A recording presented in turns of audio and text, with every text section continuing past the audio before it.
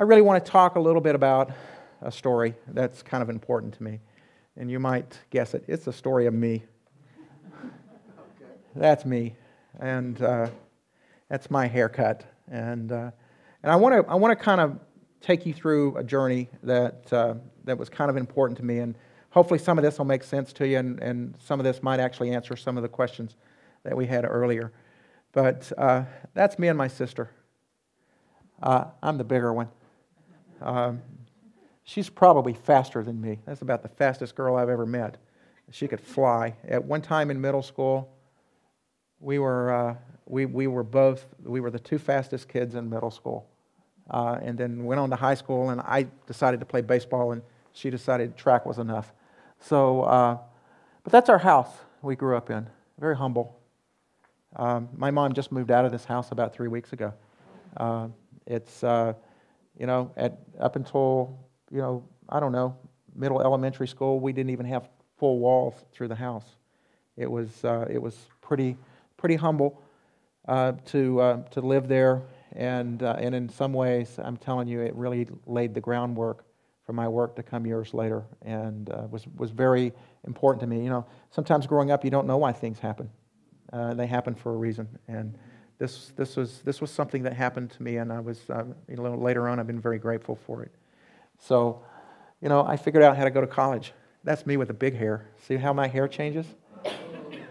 Isn't that ugly? That's my photo staff and I was the photo editor at my college newspaper. I say this because I hired, as being a director of a big newspaper or a bigger newspaper, I hired a lot of photographers throughout my time. I don't think I ever hired one that didn't work for the student newspaper. It kind of shows a lot of interest in the field, and I felt like it was important. I tell you this because you guys will probably hire people to work in your ministries to make photos, and some of you probably deal with a lot of young students, and I think this is a good way to show that they're really interested in telling stories, to think about it. And I'm not saying it's the only reason you should hire anybody. It is not. But it's a good thing.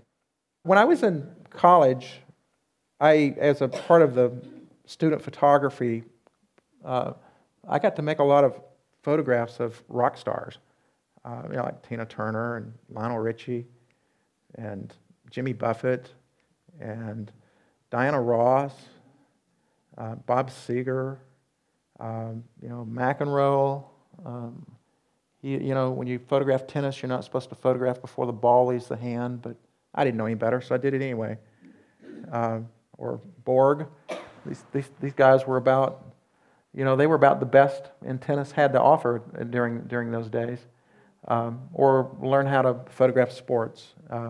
Did a lot of this as a student, and it really shows the importance of being able to take advantage of the university system. In that time we were shooting all film, and film was expensive, and this is kind of how I did it. And then I came upon this.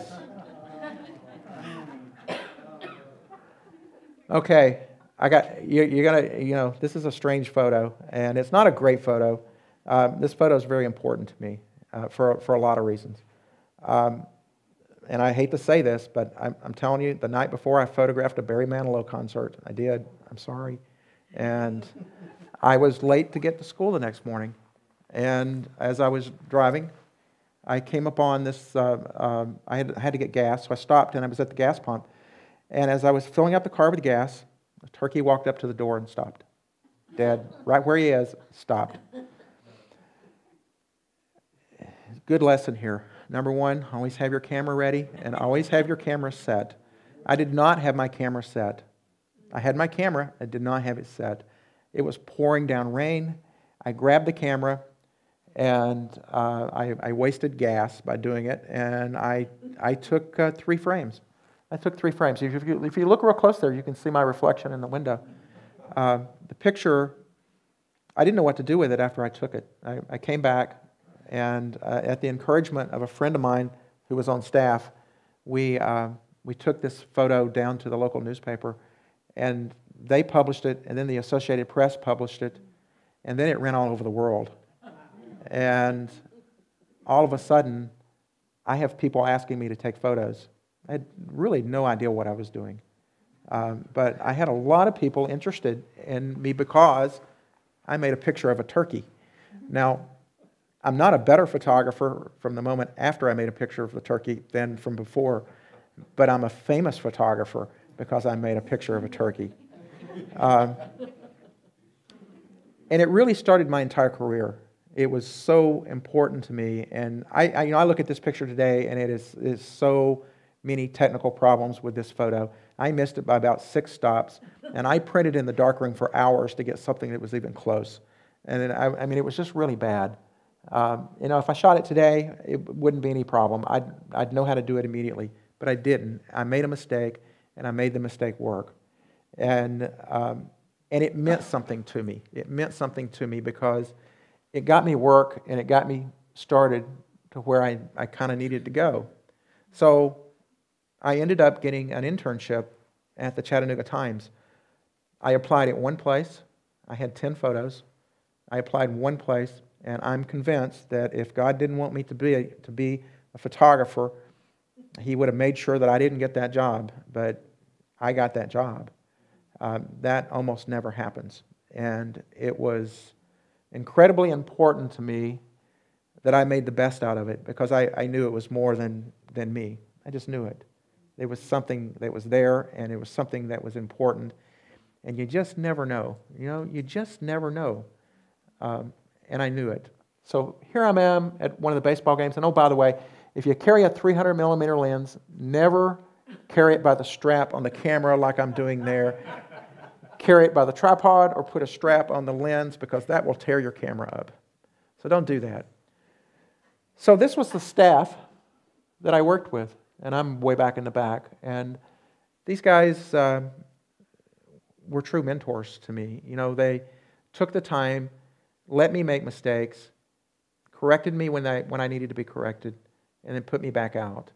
And especially the two guys, the guy on the right front and the guy on the left front, it's Philip Smith and George Baker. And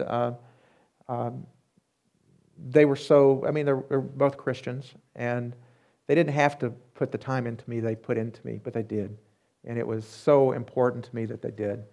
And I felt, and I'm still, George has since passed away, but I'm still very grateful for the opportunity. And then they sent me out to photograph things like this, which was 4 ladies standing in a row, and I did this a lot. This is kind of what we did, especially if you're the new guy. And you notice the mistake I made by leaving the slide projector in front of them? I shouldn't do that. But, here again, I would go make these kind of photos, and no, they weren't great photo moments. They were bad photo moments, probably very similar to what a lot of you guys are shooting today, opportunities that aren't great moments. But I would take that opportunity to talk to them and to turn these kind of assignments into things that had verbs and actions into them that would make better photos. And I would do that over and over and over again, really pushing myself to go beyond whatever I could find. And then I would get to meet guys like this. This is Dan, who's jumping in the back. He was the janitor at my newspaper. And I worked a lot of night shifts and shifts that nobody else would work because I was the new guy. And Dan was the janitor, and sometimes I'd help him clean up. I like Dan. I feel like I should be a servant, and that's what I was doing. Sometimes Dan would help me with photos. Dan here was physically and mentally challenged in some ways. He touched my life, important to me.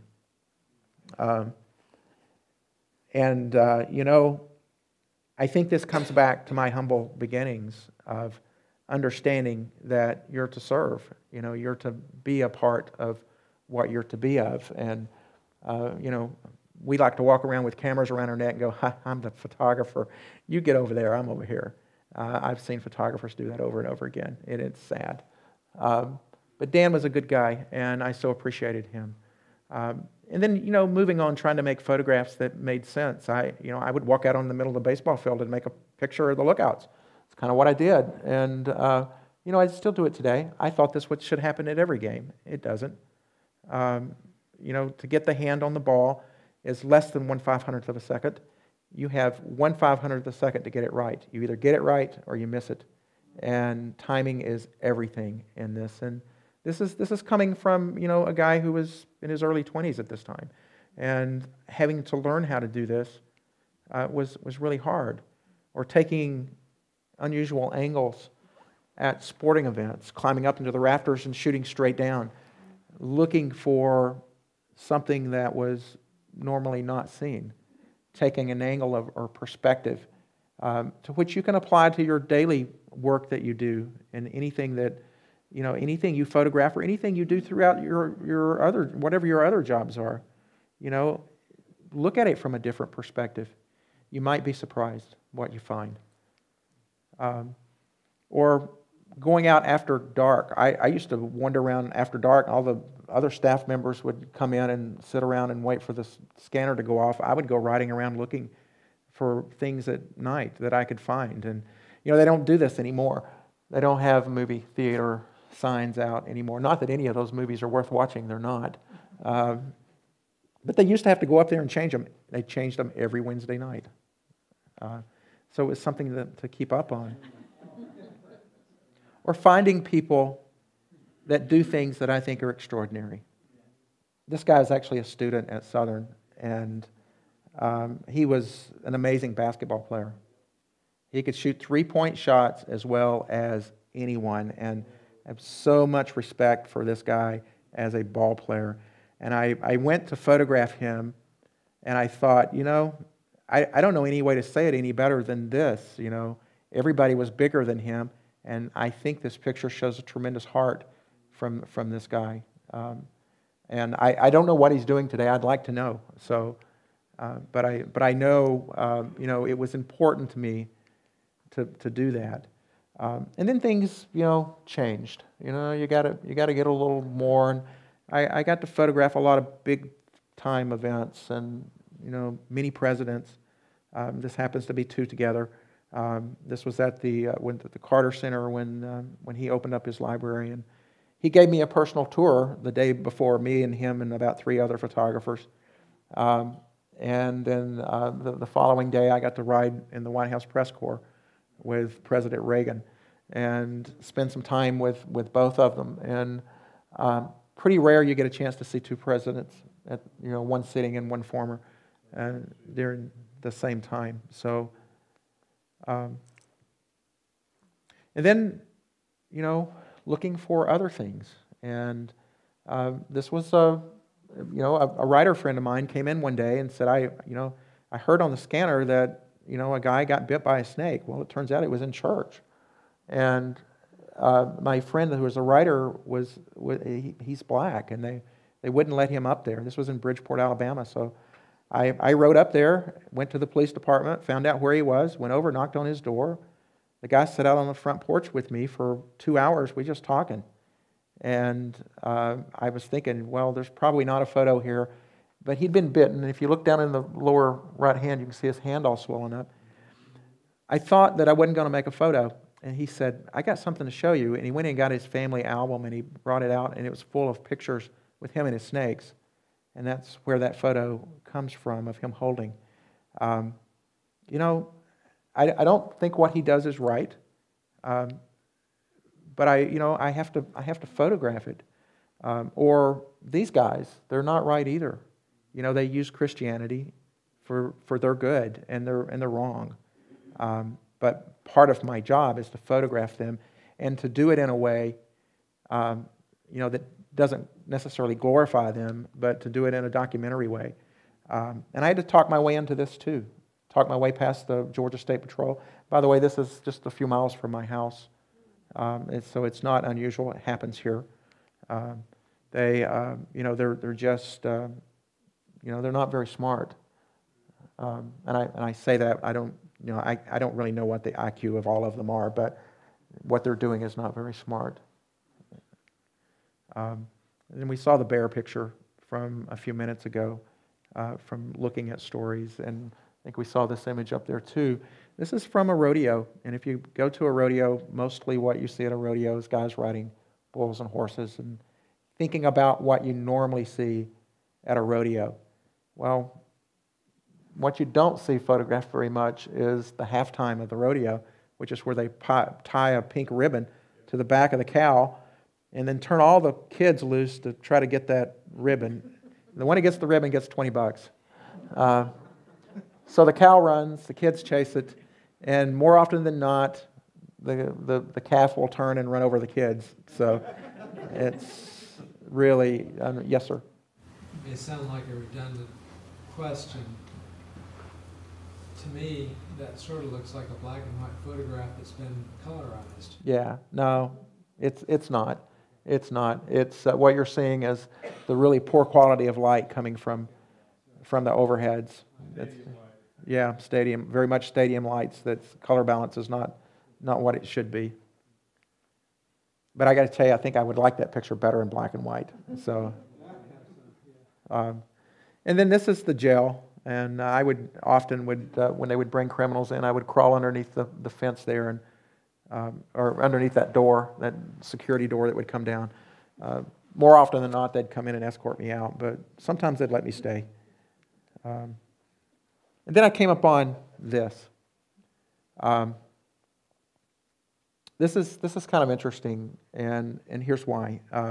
This lady, I was in her neighborhood to photograph the pastor of a church, and I photographed him, and I was asking him, just trying to carry the assignment a little further. So I was asking him what else the church did, because it was a very active church, a very big church, and typically what we would do is come in and have the pastor in the sanctuary, and we'd make a picture of him, and we would move on, and that would be the end of the story.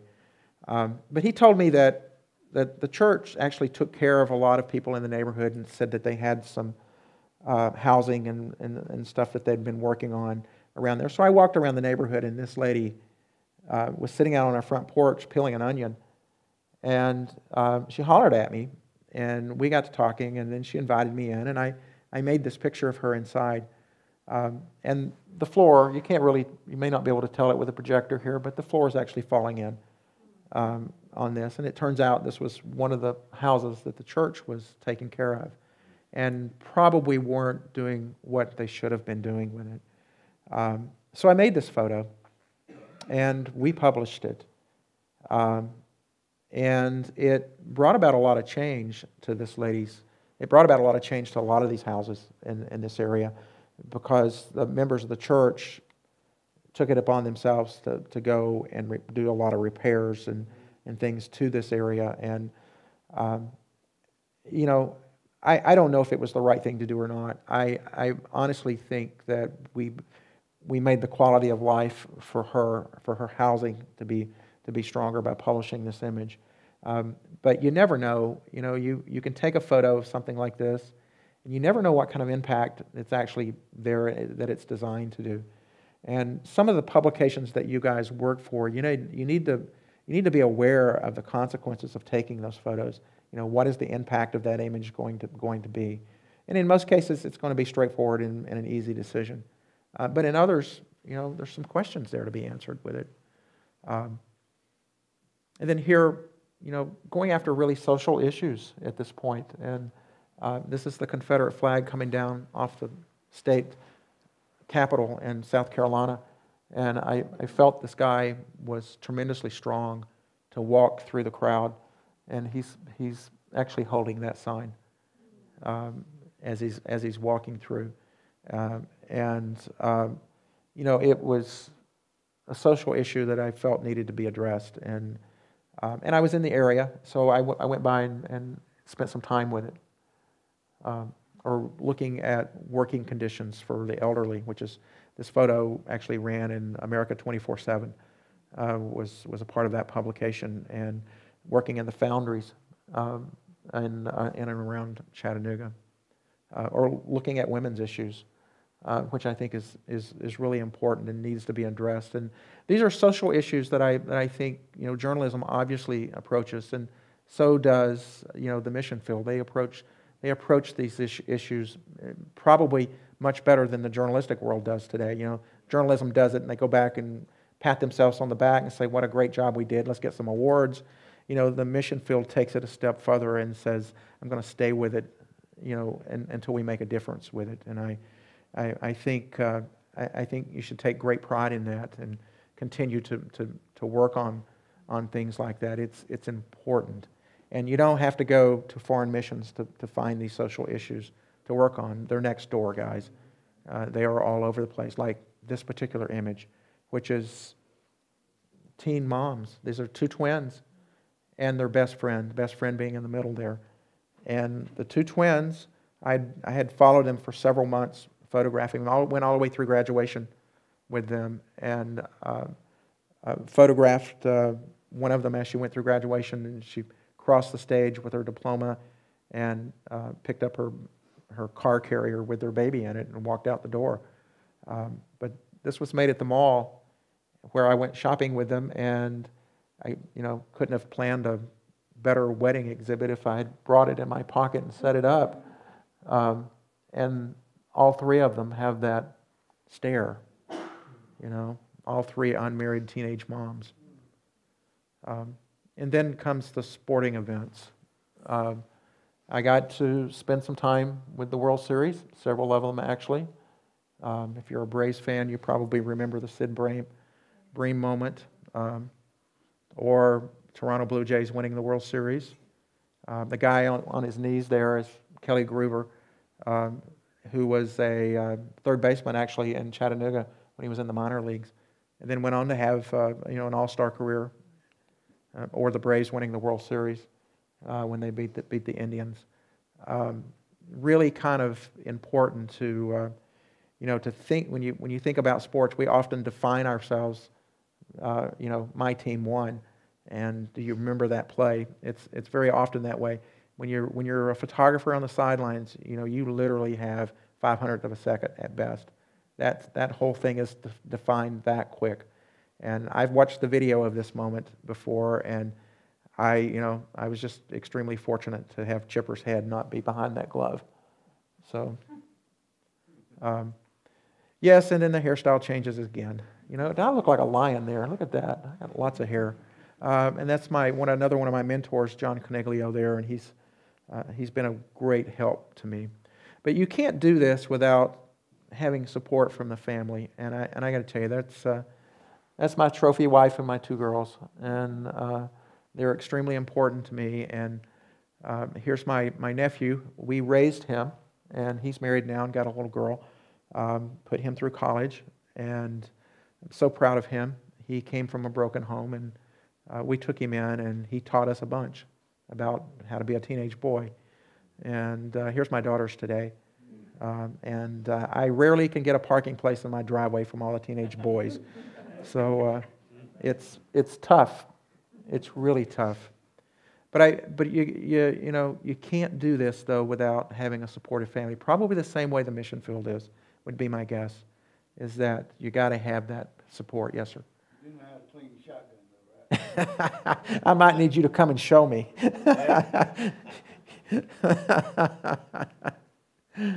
Oh, well, and then things move on again. I become director and work a lot with training and teaching and editing and moving. And then a couple of years ago, I retired from the newspaper business and decided to be a freelance photographer.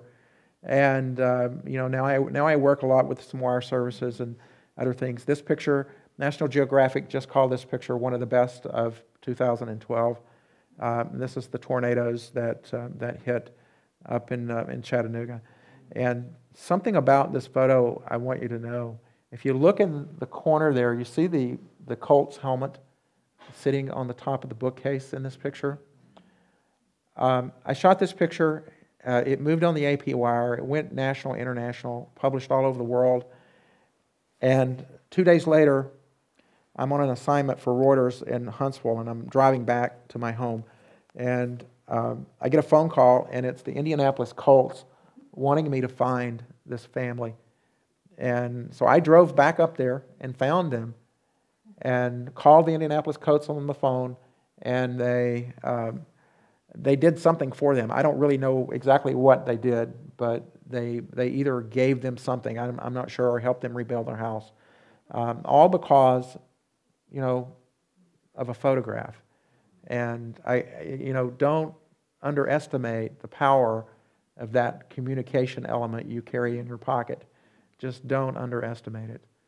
Or just up the street, talking to people and being respectful. And his house has had major damage. It's a different house, but it had major damage. And he had just been on the phone with the insurance company, and you can just tell he wasn't feeling. It just didn't go right. It didn't. It's not easy to walk up to somebody who's in need and introduce yourself with a camera. It's not easy. It is so important. And we as Christians have to be able to, we need to be able to tell our stories and to tell people's stories and to do it with respect. This is in Ringgold, Georgia. This is my hometown. And I was working with the New York Times with this piece. And she invited me up there to show me her house. She was actually in that house when the tornado hit. Pretty amazing. So I start working a lot with international mission work. And here's the black and white version of the color that we saw earlier. Working in the Dominican Republic. I did a story on baseball in the Dominican Republic, and this series was exhibited at the Hunter Museum of Art. And here again, looking at social issues, I was growing up. I was such a baseball nut, and it carries over. We photograph what we live, and it carries over. Looking at moments, and 40% of all Major League Baseball players come from the Dominican Republic, and looking at it from a different perspective, it's important that we take those perspectives. Or here again, dealing with women's issues. This is a 12-year-old and her 22-day-old son, photographed in Nicaragua at a women's abuse center that was funded by a missionary group that I was dealing with. So important to be able to tell those stories. It's more than a photo of the missionaries. It is, guys. There's something to it, and you can carry it forward if you really push it. I love the body language of the girl and the dog. It's almost the same in this picture, and you can feel the connection between the two. It's just really important. Or back to baseball.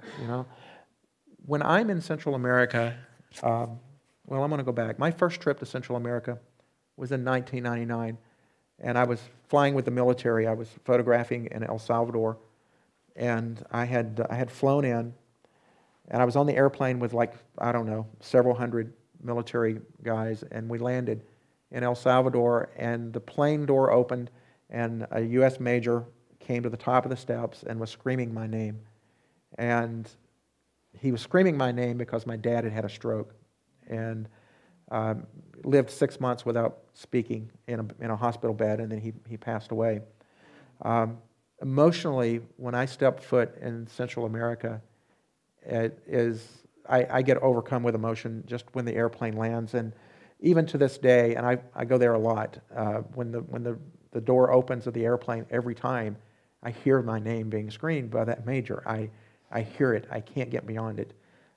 It is so emotional for me to work in this part of the world. I'm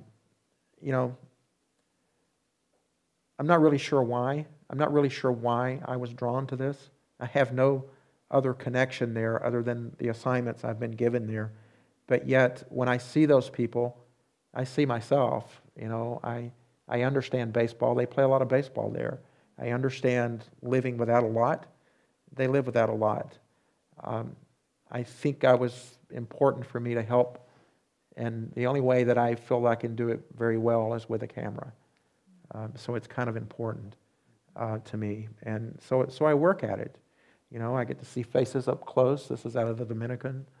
I get to see what it's like to not have very much, or in this case of this lady who has breast cancer, and that's a picture she had taken at the doctor's office, and she was showing it to all of us. As, you know, this is Nicaragua, was invited into her house. She wanted to show me her pictures of breast cancer. That wouldn't happen here in the States, guys. It just wouldn't happen. She was so humble to do this, and she had to drive 2.5 hours to Managua to get health care. She didn't have the money. I gave her $20. I don't ever give money away when I'm working. It's kind of something that's against the journalistic rule to do, but I did it here because I needed to. I needed to be a human. I needed to do it, so I did it. It's important to me. Or know what it's like to live in a bus. You know, they didn't have a house. They took a bus, made a house out of it.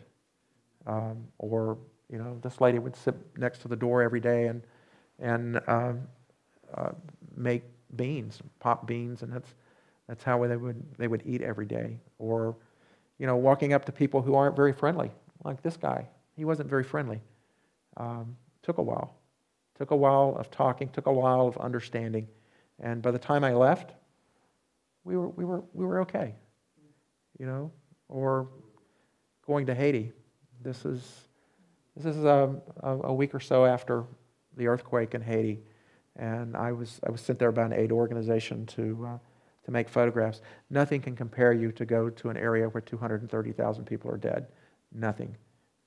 And you know, there were bodies everywhere. And yes, I photographed it. I did not publish one of them.